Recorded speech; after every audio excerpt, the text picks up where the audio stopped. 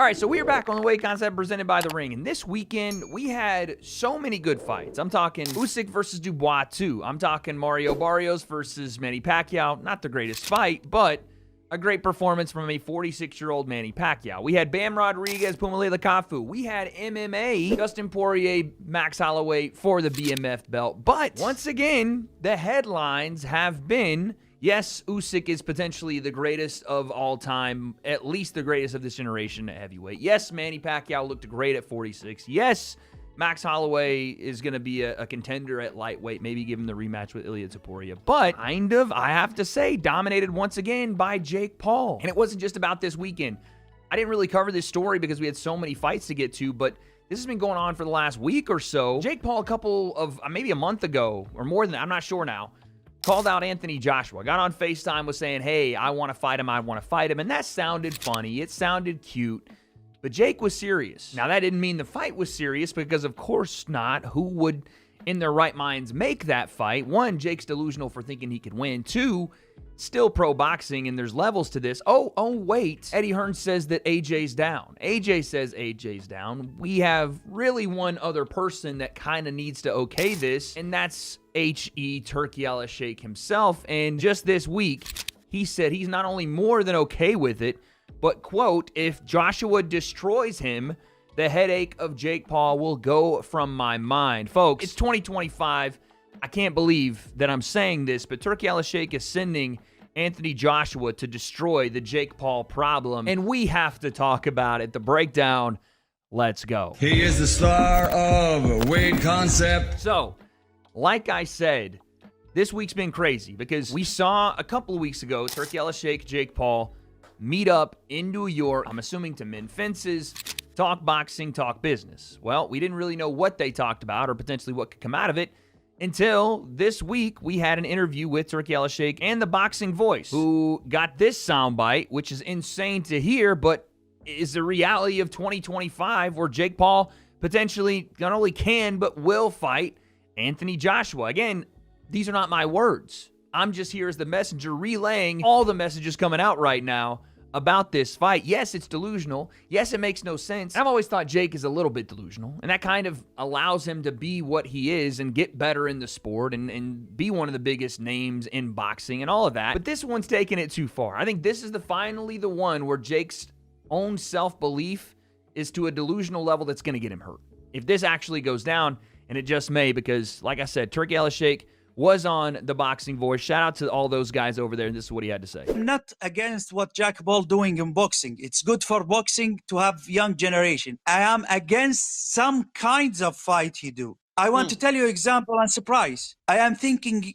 By the way, pretty reasonable take there from Turki Alalshikh, right? To say, I'm not against what Jake is doing in boxing because whether people like it or not, Jake is mending the fence between boxing fans, hardcores that do not like him but will watch him in this proverbial hate watch to see him get beat, and younger boxing fans that may not have watched the sport, if not for the same influence or crossover boxing that the hardcore fans like to shit on, but you gotta give it up. It is part of the reason that kids are getting reinvigorated into the sport, not just in the UK because of KSI and Misfits, but in the US because of Jake Paul and Boxing Bullies and all the stuff he's doing over there with MVP. So there is a blending and the coming together of two different fan bases, and Jake is part of the reason that's a big deal.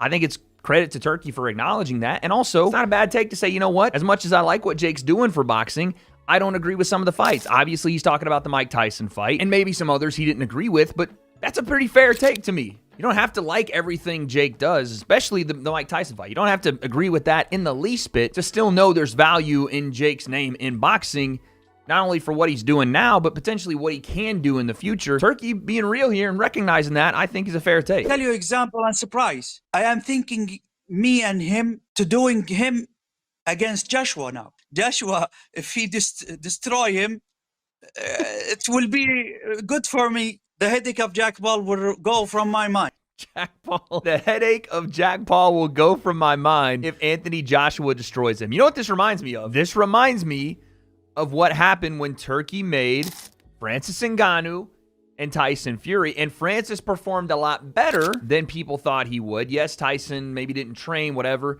He was still the heavyweight champion of the world. I still to this day think Francis Ngannou at least should have pulled out a draw, if not beat Tyson Fury on that night. Dropped the champion, started dancing in his face, and Turki went, shit, okay, not great. AJ, go and handle business for me. Sent AJ after Francis on a demolition mission, and AJ separated Francis from his consciousness. I mean, left him flat back in the ring like we've never seen Francis in MMA, boxing. I've never seen Francis look that vulnerable ever, and AJ did that. Now, granted, that was because there's levels to this shit, and Tyson Fury, not a great puncher. Francis just kind of walked through it. AJ, pretty big puncher, better technically, and took advantage of how green Francis Ngannou was, and I'm not talking about his ability to grow crops. He was very new to boxing, and AJ exploited that. Jake is not as new to boxing as Francis is, but does it sound familiar to you? We know how this goes. Turki is sending AJ on a destroyed Jack Paul mission. And listen, this is not some like Evil Empire, Star Wars, Darth Vader thing. Jake is pretty much okaying this whole thing as well. Jake is asking for the ass beating. Jake is like, yeah, bring that shit.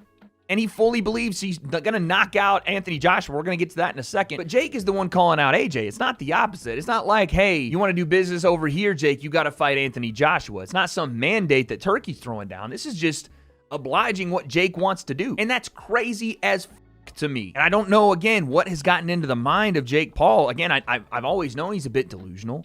I think that's what makes him good at what he does. I think that's what allows him to get better at boxing as quickly as he does, because he has this delusional belief in himself, and it takes him higher than if he just set limits on himself. But this is so far away from reaching for the stars and landing in the clouds. This is reaching for an alternate universe and landing flat on your back. This is thinking you have mental telepathy and then realizing, no, that's just the voices inside your own head. This is insane to think that Jake could get to heavyweight and knock out Anthony Joshua, or even beat him, or even compete with him. I mean, Jake struggled to hurt Mike Tyson. And let's not forget, in the first part of that fight, Jake was trying to hurt Mike Tyson. He was. And Mike was dangerous. And Jake didn't want to take any risks and get knocked out by Mike Tyson. That was 58-year-old Mike Tyson. And if you want to say Jake could have gone further and done, fine. But again, that's 58-year-old Mike Tyson. AJ might be past his prime, but he's not that. And he still hits like a Mack truck. And he still has good technique. And he still can, and probably will, destroy Jake Paul. So that's just, it's insane. But let's get back to this. If Jack Paul win, I will know that Joshua is finished, and Jack Paul deserve to be ranking and deserve to have future in boxing, right? I thought you wanted 50-50. In this situation, I wanted 99-1. Jack Paul accepted. Now I next week I will talk with Joshua about it. So again, Turki's just being, I mean, he's like, listen, I don't want a 50-50 fight for Jake. I want a 99% almost guarantee that he will lose if he's willing to do it. You guys won't do this, but I will. Respect the balls on Jake Paul to call out Anthony Joshua. As far as if Jake beats AJ, he deserves a ranking, all that. I don't give a shit about that, really. I don't care where Jake's ranked and what fight he needs to win to get ranked. I couldn't give a shit. This is not a Jake Paul trying to be a world champion fight. This is Jake Paul trying to be in one of the biggest fights you can make in boxing right now. And again, people aren't going to like to hear that, but it's the truth. Yes, Canelo Crawford is going to dominate Netflix in just a couple of months, but you would be lying to yourself if you said Jake Paul, Anthony Joshua is not one of, if not the biggest fight in boxing. If you can't do Tyson and AJ, Jake and AJ is going to do numbers. It's going to. Like it or not, that's where we're at. But anyway, that was Turki talking about the fight. So again, just timeline-wise, when Jake started the call-out, I believed him.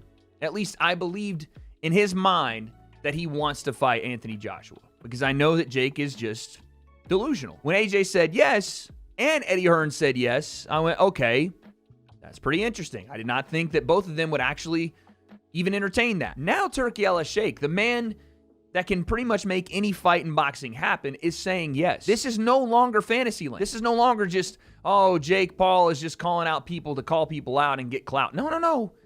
This could really happen. I mean, if Jake is serious about it, and I think he is, and AJ is serious about it, and I think he is, the numbers are probably there to make this happen. Welcome to reality in 2025, where Jake Paul, again, whether you like him or not, has the balls to say, AJ, come and fight me, and means it. And Turki is like, I'm going to hold you to it, and I want AJ to destroy you. I don't even mind it. Everybody's being honest. I like that. I like a little honesty. Now, if I'm being honest, I think Jake should stay so far away from AJ in a fight that they forget each other exist, because I think AJ's going to hurt Jake very badly. I don't know that people have even thought through the whole like, oh yeah, Jake's in a win-win situation. You lose to AJ and who cares? You weren't supposed to win. Yeah, sure.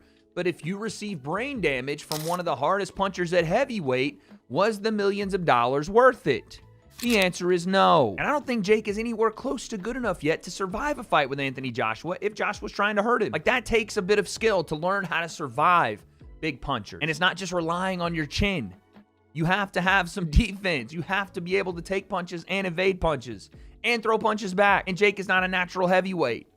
All this makes no sense. Anyway, like I said, if I'm being honest, the fight I would want to see is between Tyson Fury and Anthony Joshua. And honestly, I would like to see Jake fight Tommy Fury. But I don't even know if that's more likely than Jake fighting AJ right now, which is crazy. And Tyson Fury had his own thoughts about it when he was talking to The Ring's Mike Coppinger. Let's take a listen. There's been some talk about possibly Joshua using Jake Paul as a tune-up to fight you. What are your thoughts on that? I don't know about tune-up. I think Jake Paul knocks him out. Seriously? Yeah. Seriously? Jake Paul chins AJ, yes, they fight. Are you serious? 100%. If they fight, I'm putting £1 million on Jake Paul. What? Yeah. What the fuck? What? Shut the hell up. All right, listen. By the way, the reason I know that Tyson Fury, outside of the fact that Tyson Fury is a notorious liar, the reason that I think Tyson Fury is not only embellishing but fibbing entirely, one, look at this video and look at Big John in the background when Tyson says he's betting £1 million on Jake Paul. Look at this. This is the GK Gypsy King look of deceit, all right? He's full of shit. He is not betting £1 million on Jake Paul. I need to see a ticket. I need to see a ticket if that's the case, Tyson. You show me that you put $1 million on Jake to win by KO, then I'll accept and respect it. But at the same time, that's delusional. And Tyson is only saying that because he's always said that about Anthony Joshua. He's always put him down in like a very sly way every time that fight is brought up. And he's talking about fighting Alexander Usyk for the third time, which no one wants to see. And everyone wants to see Tyson and AJ just do that fight. Why are we even entertaining the Jake and AJ fight when Tyson is right there and he wants to fight? But nevertheless, Tyson's full of shit here. He is not picking. If he's picking Jake to beat AJ, it's just because he doesn't like AJ that much. Really. I mean, that's just big time hater energy. That's all that is. But to act like he's going to put $1 million down on Jake by KO is crazy talk. Why would you do that? Just because I want some free money. I think Jake Paul would knock AJ out. I think AJ's a spent force, and I think Jake Paul's on the rise. And I like his new heavyweight look. Bit chubby, bit bulky. I like how Jake Paul calls out the full spectrum from featherweight to heavyweight. Who did he call out? Tank Williams and Joshua. That's just great. Tank Williams. Jake Paul's calling out Tank Williams, son. What's that? Tyson's a psycho, dude. Easy. That's what you call Richter scale call out. I want to come out, maybe fight Nui or a fight. Nui. All right, bro, we're done. We're done. The point is, Tyson is taking a piss here. He isn't serious about, I mean, he's just playing around with Mike Coppinger here in this interview. But one man that's not playing around, when he talks about the fight with Anthony Joshua, again, I can't believe this is real, but here was Jake talking with W.A.D.E on the DAZN broadcast about wanting to fight AJ. And not only wanting to fight AJ, but almost guaranteeing that the fight is going to happen. Listen at this. When I see you and Turkey together, I believe that AJ in the stadium is now possible. Yeah, 100%. Like, this is where it's going to happen. We're going to do the unthinkable and create one of the biggest fights in the history of boxing. And that's what this is all about. I'm here, but you said Tyson's here? No, I said you did Mike Tyson in the stadium. Oh, okay, yeah. I thought you said Mike was here. Okay, so how realistic? Just the way he's talking about it. It's not even like the talks need to happen. He's like, no, it's going to happen. And that could be some law of attraction stuff, but he is so certain that this is going down. And it's being backed up by Turki Alalshikh. And you have Nikisa Badarian on Twitter saying, listen, Jake Paul makes the decisions for what he wants to do. We're not going to stop him. We're going to aid him in making the right decision. But when he says he wants to do something, we're going to back him fully. That seems like an endorsement of the AJ fight. And I'm going to be honest, if I'm a part of Jake Paul's team, I am trying to advise him, I don't know how well that would work, to not do the AJ fight for his health, for his career, for his continued want to be a world champion. All these things potentially can go down the drain with one right hand from AJ across the temple. And yes, I know Jake Paul's head is massive. It looks like those old Airhead commercials after you bite into the candy and the after effects make your head look like a balloon. He looks like a human pit bull, but that does not mean he can take a flush right hand from AJ, or a left hook, or a nasty uppercut. And one of those can be life-altering. Truly. He couldn't drop Julio Cesar Chavez Jr. just a couple months ago. What in God's name makes him think he's about to do what he says he's about to do? Take a listen at this. Is this, Jake? Because people think it's unrealistic. Is it realistic, those conversations about you and AJ? It's not even about it being realistic or not. Like, it's going to happen. So fasten your seatbelts or whatever. And when I knock him out, I go down in the history books forever. Okay, very quickly, who wins? When I knock him out, I go down in the history books forever. The kid, he believes that that's a possibility. And the rest of us live in reality to think that isn't in any way, shape, or form what's going to happen. In fact, it's the opposite. It's the 180 from what's going to happen if this becomes a reality, which more and more, I mean, day by day, it looks like is possible. And you got Jake posting, I can't do the volume, but you got Jake posting memes like, or, you know, little edits like this, where they're facing off in the ring together, right? I mean, this is crazy. AJ is a 6'4", 6'5", 250-pound Olympic-level heavyweight. I'm not saying he's, you know, got the craziest skills. Usyk showed that. But Jake doesn't have the best skills ever. He's more green than AJ is. And then you have Eddie Hearn talking about this fight, which I think Eddie Hearn probably has the most sensible take on the thing. Yes, he represents AJ, but if you look at this objectively, Eddie's bias or not, he's probably had the most sensible take on the reality of this fight. It sounds like AJ's going to fight Jake Paul. I mean, if he's true to his word, if he really wants the fight, I mean, it's all very well saying, what did he say? I'll knock it, you know, he's got a weak chin. Jake Paul just spoke to Oscar there and said, Anthony Joshua has a weak chin, I will knock him out. Well, look, if he's true to his word, the fight will happen. Next.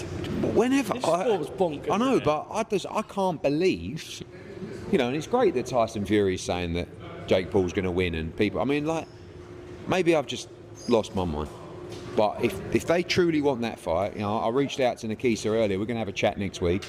If they truly want the fight, we can make actually the fight that does the biggest numbers in the sport. Forget Canelo Crawford. That doesn't even touch the surface of, and I can't believe I'm saying it, of AJ against Jake Paul. I think the Netflix deal with Canelo Crawford makes that fight exponentially bigger because of the access to it and the involvement of Dana White and the Turki Alalshikh push and all the stuff that goes into that. I think it's going to be probably the biggest fight of the year. But yeah, Jake and AJ is going to, if they end up doing it, again, with the help of Turki Alalshikh, is going to be one of the biggest fights in the sport. And I'm with Eddie when he says, like, am I the one that's going crazy? I feel like I'm going crazy. Do the biggest numbers in the sport. We'll make it happen. But please, I just want to, like, be careful what you wish for. This ain't a game. This ain't a YouTube video. This ain't numbers. This isn't algorithms. This is physically dangerous.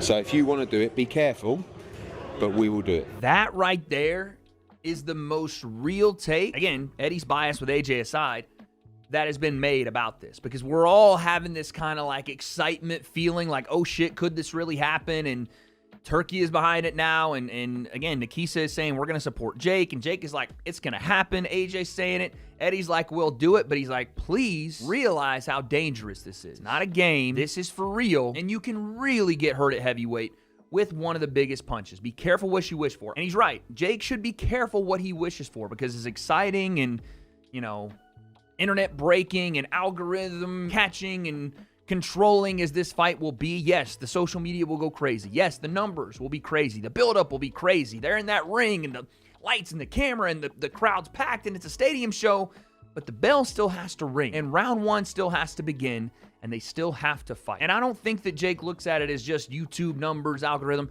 I think he truly believes, for whatever reason, he's capable of knocking AJ out or beating or survive. I don't know.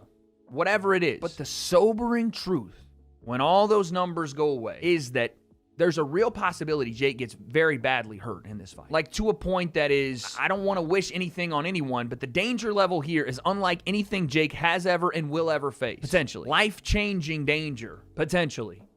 Here for Jake Paul. I'm talking hospital. I'm talking, again, life-altering. Like, nothing's off the table here. And I just don't understand why Jake, his team, anybody would be okay with that not even from a career financial standpoint, but just as a health and safety standpoint, why that would be the move. Again, Jake's a grown man, just like when Mike was going to fight Jake, grown man. It's like when Manny Pacquiao was coming in to fight Mario Barrios, and sure as shit, Manny Pacquiao proved a lot of people wrong. He's a grown man, got to do what he wants. This one, same thing applies. Jake's a grown man. He understands the dangers involved. Maybe he doesn't. Maybe there's a bit of a naivety there. But regardless, that's the sobering reality. After the tickets are sold, after the pay-per-views are bought, after the numbers are hit, they still have to fight. And this is a terribly, terribly one-sided fight to Anthony Joshua. You heard Turki Alalshikh say it. 99-1. And I just think it's a terrible idea for Jake. Outside of the numbers, outside of all that. Terrible idea. But that looks like that's what's going to go down. Again, we saw what happened with Francis Ngannou, who, yes, was a little bit more green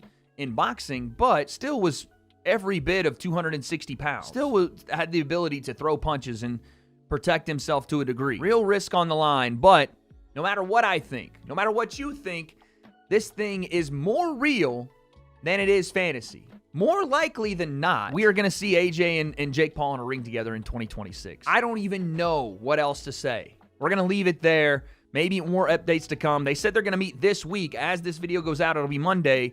So maybe we get news this week. I have no idea. I'll leave you guys with the question I had coming into the video. Is Jake Paul, AJ really going to happen? Are we really going to see a heavyweight Jake Paul go up and try to challenge AJ and probably get knocked completely unconscious? As of right now, I'm saying, yeah, that looks like a real possibility, but I don't have those answers. So as of right now, Jake's saying yeah. Eddie Hearn is saying yeah. Nikisa is saying yeah. AJ is saying yeah. Turki Alalshikh is saying yeah. What other barriers are in place? I don't see any, but I don't have those answers. So 2026 is just around the corner. AJ and Jake in a ring together at Wembley Stadium. Probably going to happen, but guess we'll find out.